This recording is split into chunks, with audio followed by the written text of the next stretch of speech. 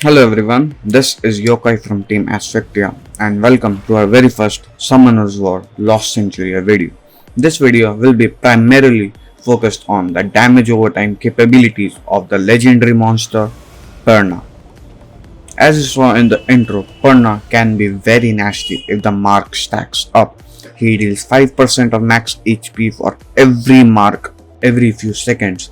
Moreover, he can even revive himself back once with 50% HP, which makes him a very beefy monster, capable of tanking and dealing damage at the same time. If PERNA is your only legendary card, fear not. This beast alone can pump you up till 3k trophies easily, even at level 7.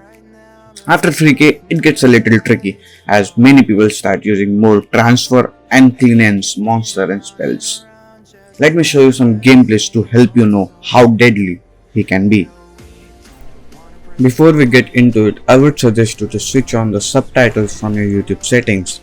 English isn't my first language, so I don't often speak it, so my accent and pronunciation will be a little off, but I have provided proper English subtitles for you to follow along. Thank you, and let's get started. Our very first game will be against a standard team comp of 7 slot Lapis and 8 slot Cume, followed by a 5th slot Jean. Jean and Cume both can heal up really well, staying in the backline.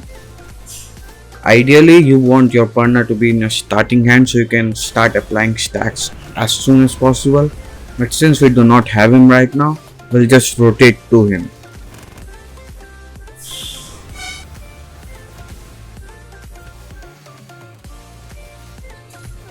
Our Jean dies early on, but that's alright because we now got the PERNA strike. We got 3 of their characters affected by the PERNA mark. This is very good for the first stack.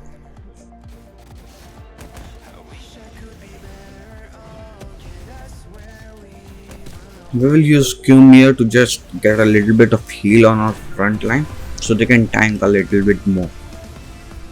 But our mob was uncoverable, so it didn't get any heal.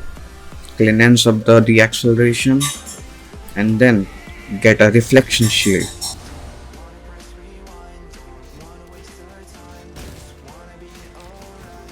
The second stack of PERNA. We almost got everyone affected now. This is really good. Damage is dealt and now they will slowly die. Even if you see that their heroes are full health, still they have multiple stacks on them. So they will slowly decay down to their death.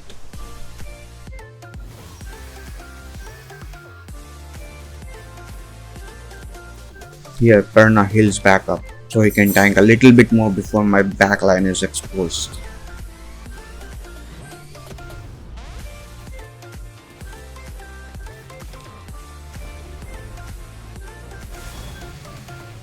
He gives us the debuff that we cannot get any buff, so we just transfer it back.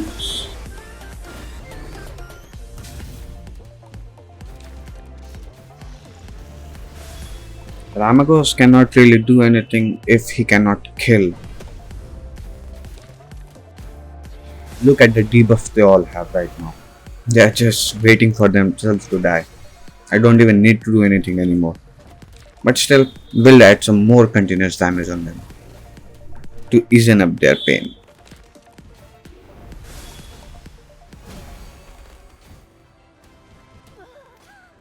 Now it's Lapis at the lag. A protection shield, pretty good. Right now Lapis can strike 3 of our teammates, so she will get tons of shield. But we have Soha exactly for that. We will steal her shield. And now if the Lapis strikes on shield, she will not get any shield back. And hence we win. So that was the first game. Let's move on to the second one.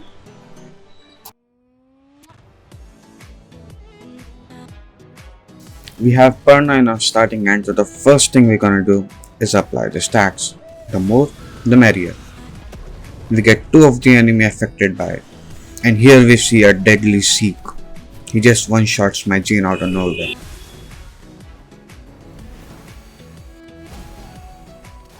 Here we're gonna use Cum to heal a little bit so our front line survives a little longer. He's gonna buff up. We're gonna use Morph to replace position with our Eleanor in case we need to purify any debuff we get. So let's purify the defense down and get ourselves a little bit of heal as well. The good thing about Sova is she loves targeting Lapis, especially the shield of Lapis. We're gonna go another stack of PERNA, and we now have almost every one of their team affected by it. Activate Sova here and just see the magic. Everyone is shielded. That enemy team is not affected by debuff, so they will slowly die to their death. But let's just continue adding more pain.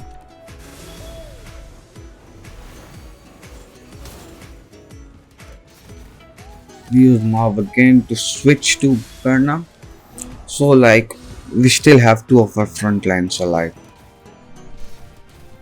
We're gonna go PERNA right again, just to apply another stack on the last guy that's left to have a stack on.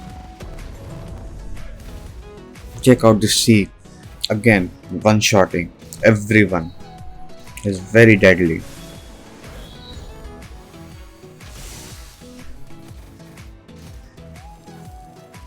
A little bit of buffs isn't gonna help with that much debuffs on you.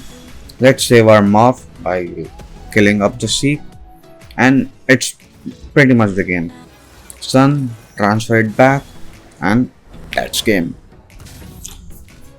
This is how you can easily win as long as you keep stacking up PERNA. So in our third game, we do some little changes. We add in Megan instead of Colin for the extra acceleration boost. Let's see how it goes.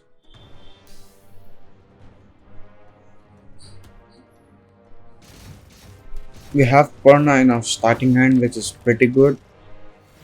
So but here first we're going to do some acceleration, so we can get mana more faster and use more of our heroes.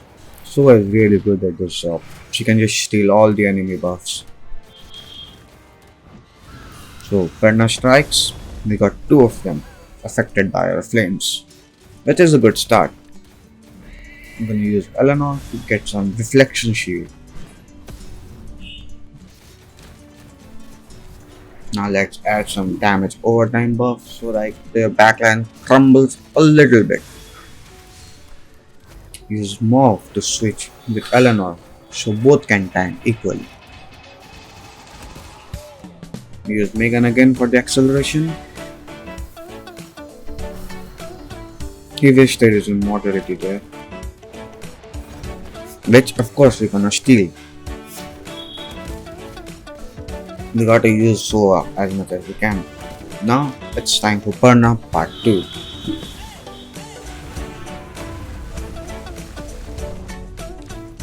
We got 4 of them affected right now, which is really very good. Stacks will slowly build up and they will crumble down.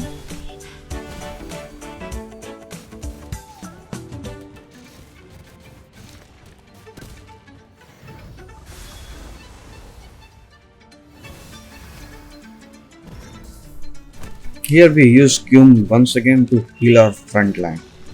That's the main purpose of a Cum backline, to heal the front line so they can tank a little bit more before our backline gets exposed. That vitality conversion was very nasty. It almost killed our Cum. PERNA again.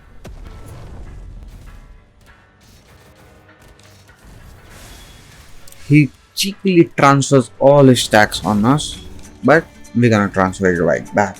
Now every one of their team is affected with the item flame. Well, some of us are as well, but it's alright. They are more affected.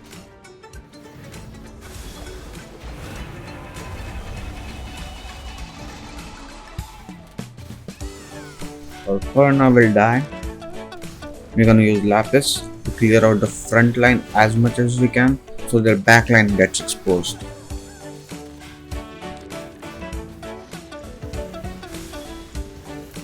That's the main benefit of a Qum. He keeps healing the front line so the back line doesn't get exposed very easily.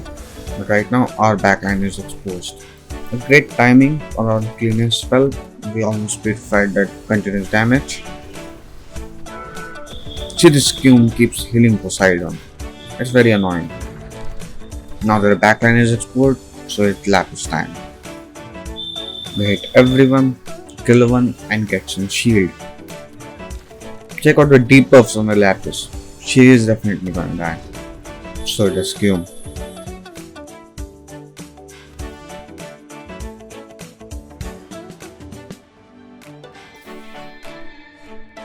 Now for the rune setups, I right now use Swift for the -1 mana cost so I can cast PERNA a little faster, but I believe HP runes are more better.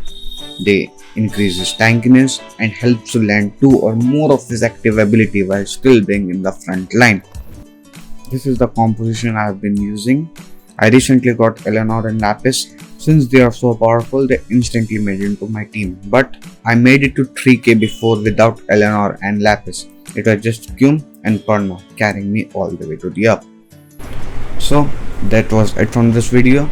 We intend on making more of this content for Lost Centuria. So if you liked it, make sure to let us know. Like and subscribe the video.